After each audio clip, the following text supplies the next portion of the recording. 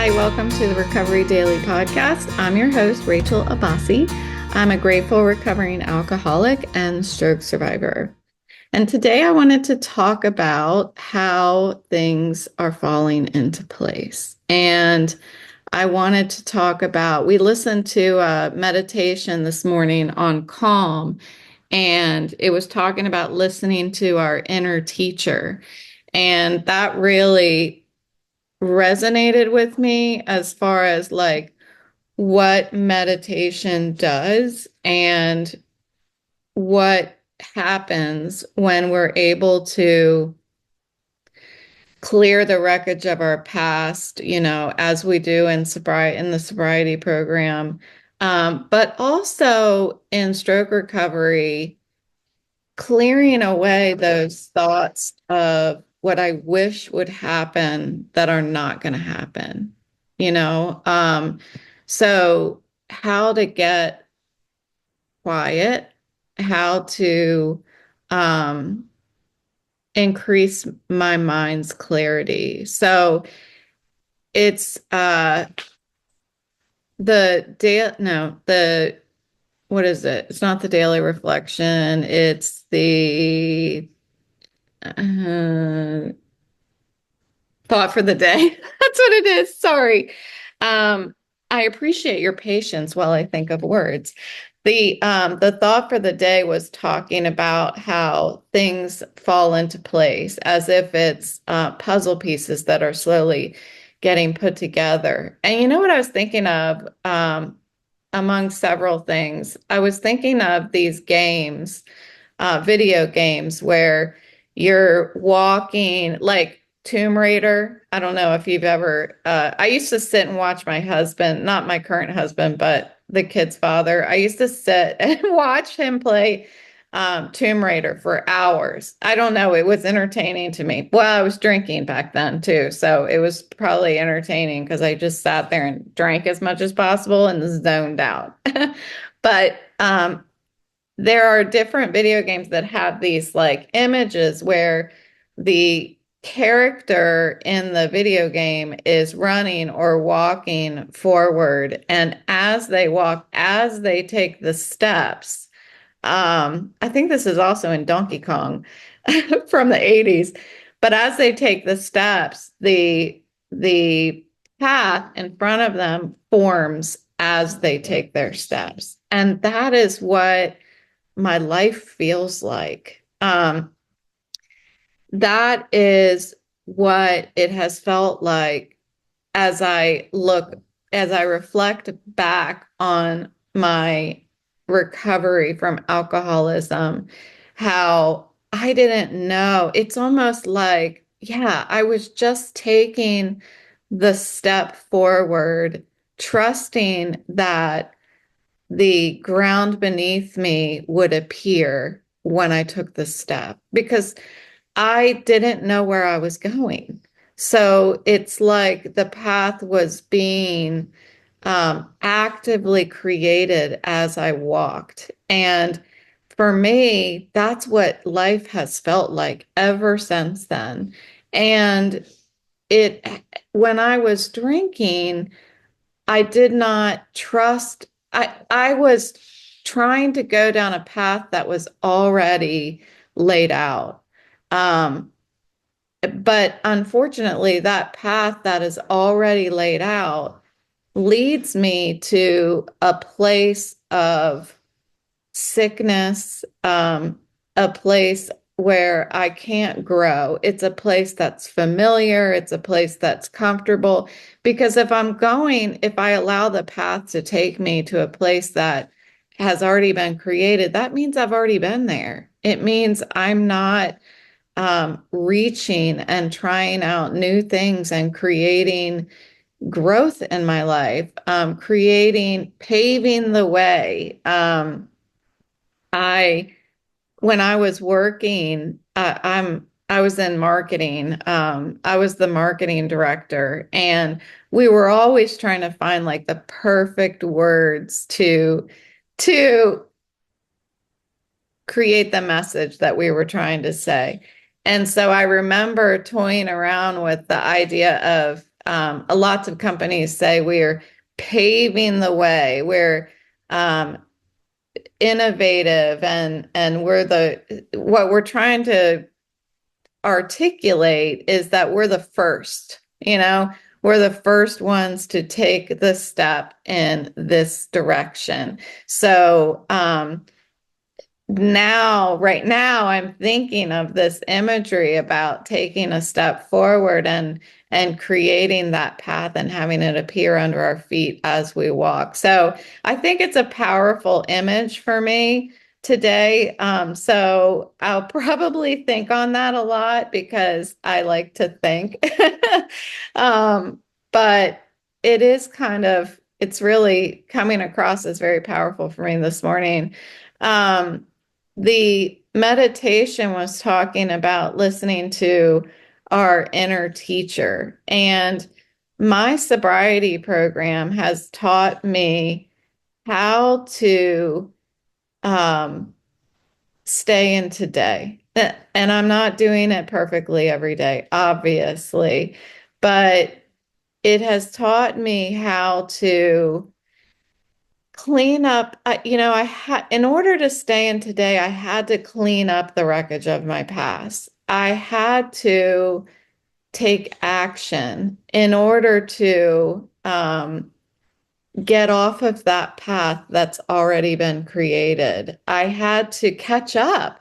Um, I learned that when we start drinking, that's when we stop growing. It's like we don't grow up until we put down the drink. And I absolutely, it has been true for me.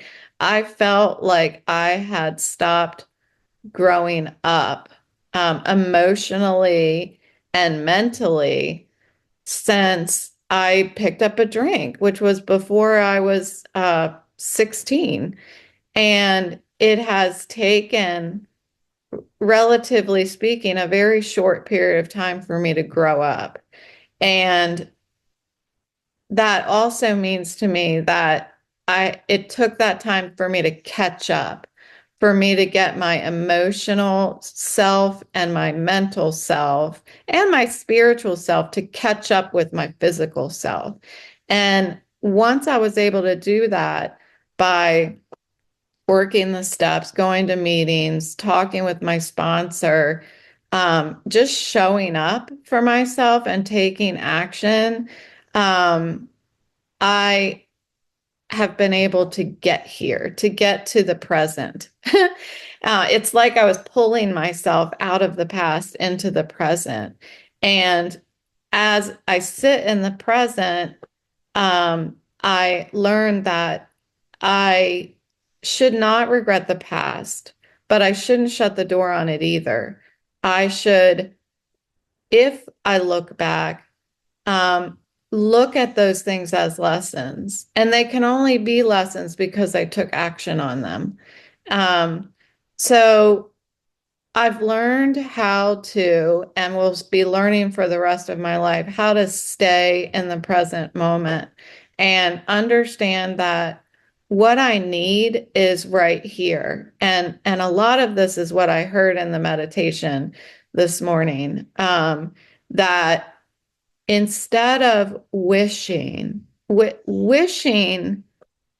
for something that I don't have or that I can't have, is not going to make that path in front of me appear as I walk.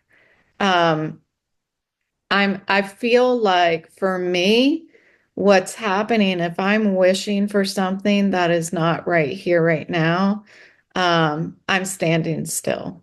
That's all I can do. I can't walk forward if I'm just wishing.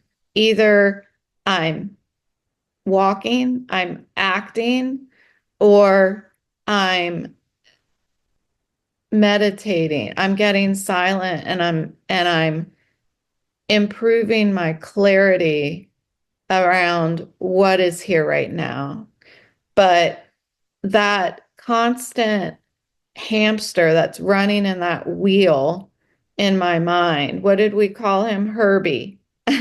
um, Herbie the hamster. is running around in my head. That guy is like, he's generating my wishes and my worries. That's what he's doing. He's like, um, he's building the energy that feeds my worries and my wishes. And when he is moving in there, when he's running, um, he's making too much noise for me to be able to get quiet and get that clarity that I need. Um, the trusting in my inner teacher to me means that I'm able to tell Herbie, to train Herbie and tell him to stop running. Just stop running for now. Like, go take a nap, dude, because I want to get quiet and I want to soften that worry and that wishing. Um, the meditation said, the more still we get, the more we can know. Um, and that really resonates with me too. The more still I am, the more I'm able to thoughtfully take that step, trusting that the floor will appear beneath my feet when I take that step. Um, what came to mind was the idea of multitasking. Um, so the meditation didn't say anything about this. This is just something that came to mind for me. As the meditation was talking about, the more still we get, the more we can know. The quieter we are, the more we can hear our inner teacher. What I was thinking about is multitasking. So I've always been, and I'm kind of a hypocrite when I say this. I'm going to put that out there.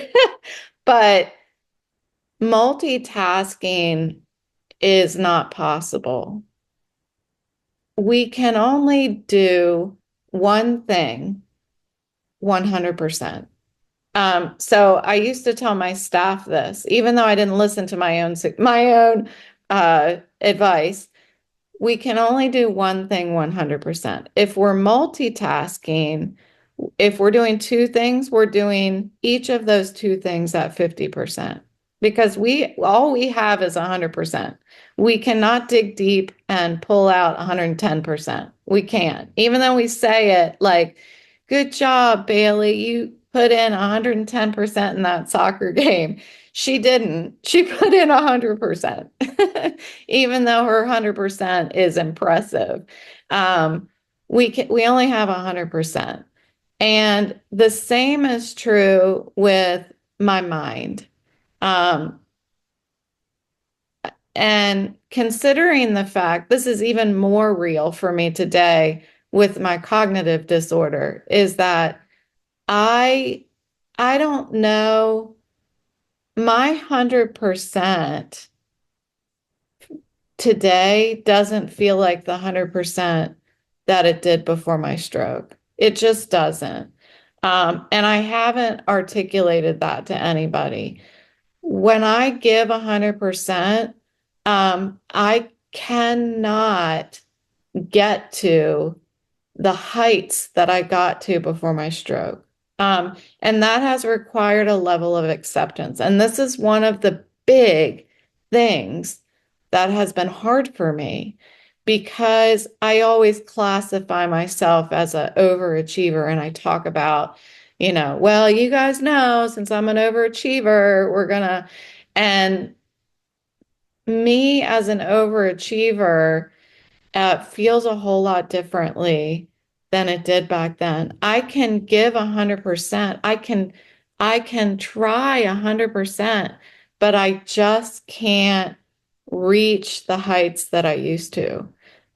It's kind of like if you are a runner and then you break your leg, it's really, really difficult to get back to being as fast as you used to be. Some people do, but you really have a lot more risk of injury.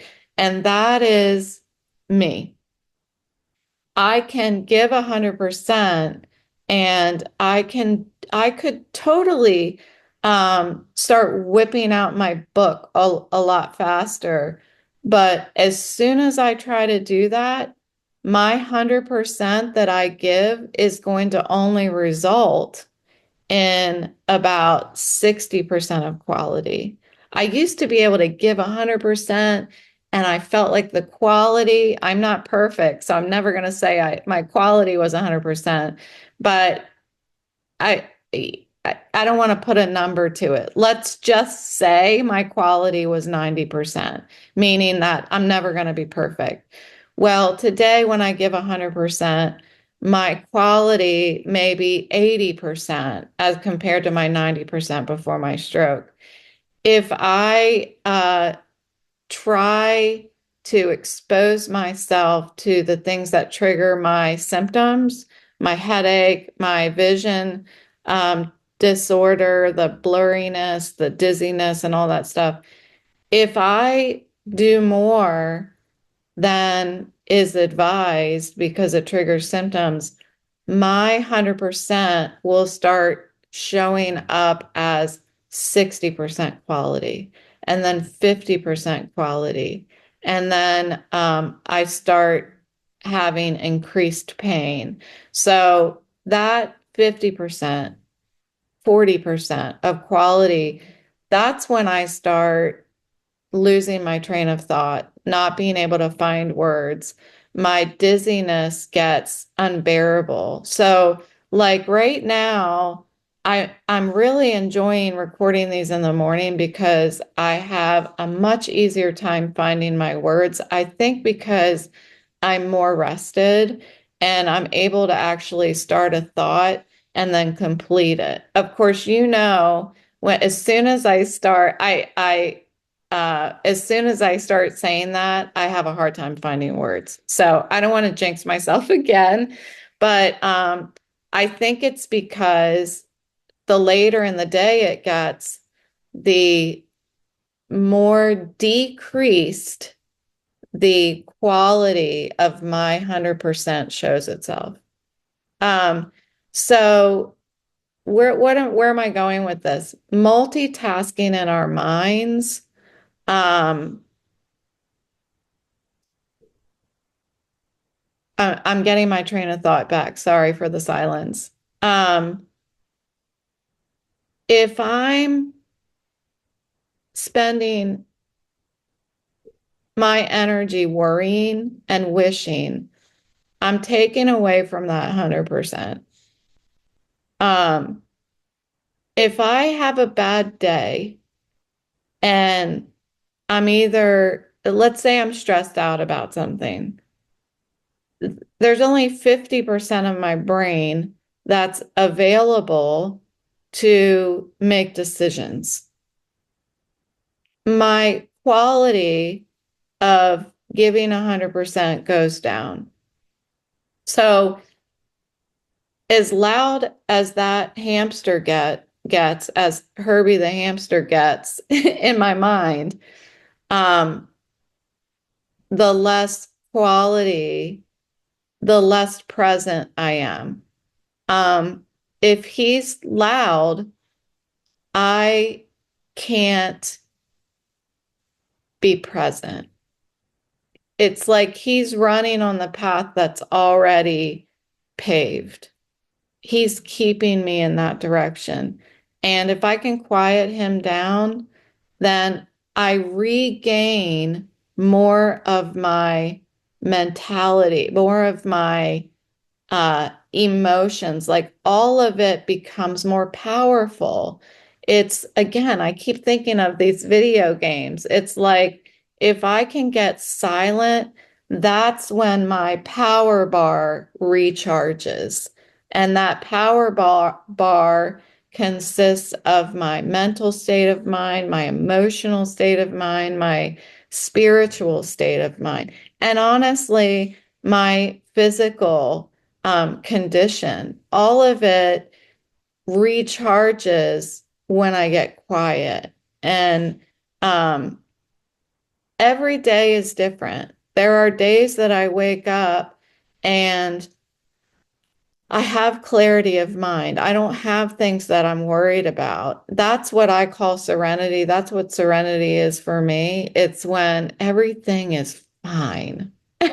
Everything is fine right now. There's nothing lingering. I'm able to let go of everything, and I'm able to just take a step and trust that that puzzle piece beneath my feet is going to appear, so that I have something sturdy to stand on.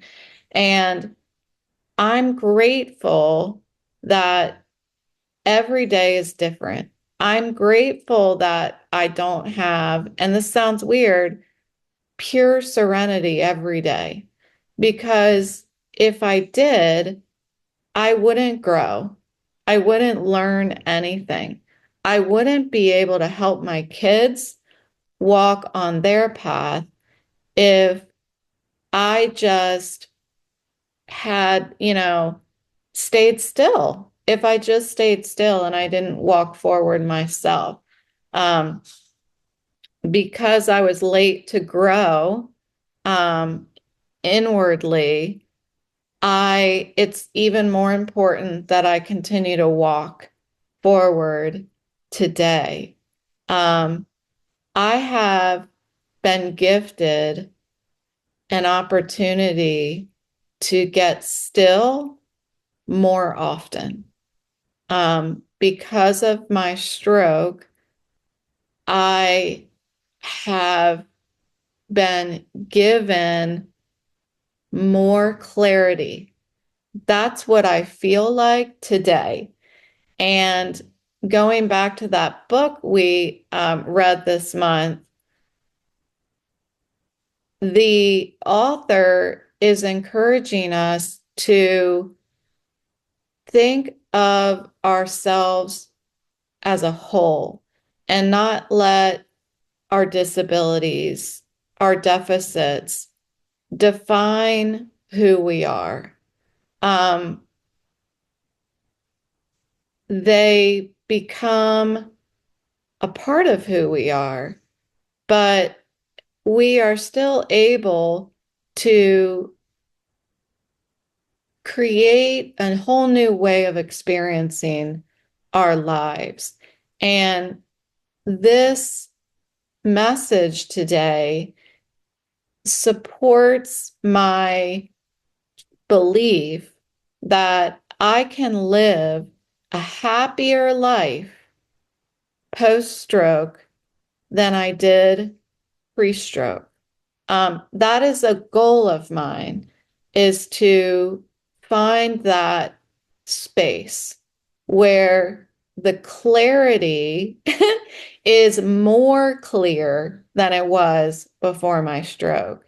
And I can absolutely say that what I have experienced over the past 3.5 years has provided me with a mental and spiritual clarity that I've never felt before. So take some time to think about that. Think about how you can get quiet. Um, so interestingly enough, I know it's not November yet. It's Halloween. Happy Halloween.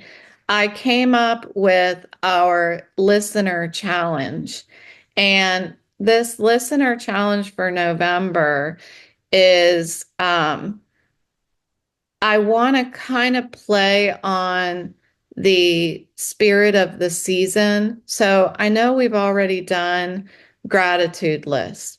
What this listener challenge is encouraging us to get quiet, to get still. And what I want you to do is each week, so there should be 4 weeks, um, I think, unless this is one of those strange months that's like 4.5 weeks or whatever it is. You get what I'm saying? Every 7 days or so. um, I want you to identify a strength within yourself. So, yeah, it's something that you're grateful for, but we're not thinking of the gratitude right now. What I want you to think about is a strength that you have. Either it can be recovery based, or it can be family based or hobby based, whatever it is, that when you exert that strength, when you cultivate it, when you apply it, that it feels good. And you may find yourself finding a strength within you that you never really noticed. You never really took the time to think about, huh, I'm pretty good at this. And this is what it does for me or for other people. So sure, I think the output is going to be gratitude from this, but what I want it to be is a time to get clarity and look inward and see where there might be space that something is flowering, but you haven't taken the time to look at it, haven't taken the time to stop and smell the roses, inwardly. So that is the November listener challenge. And then I have uh, gotten the September book. No, not September. We're not in September. We're in November. The November book. And that book was recommended by my dad. So my dad went on a cruise and he had the opportunity to hear a lecture by this author. So the book is called Finding Elevation, and it's by the author Lisa Thompson. So this is what it's about. I'll just read the description from Audible. Defiance led Lisa Thompson to the male-dominated world of mountain climbing. But after battling breast cancer, she needed to understand the motivations behind the risks she took while climbing. Finding Elevation is more than her climbing memoir. It is an examination of the human spirit and motivation. Listeners will be gripped by Lisa's path from amateur mountain climber to world-class mountaineer as she becomes the second American woman to to summit K2. I don't know what that means, but I will when we're done with this book.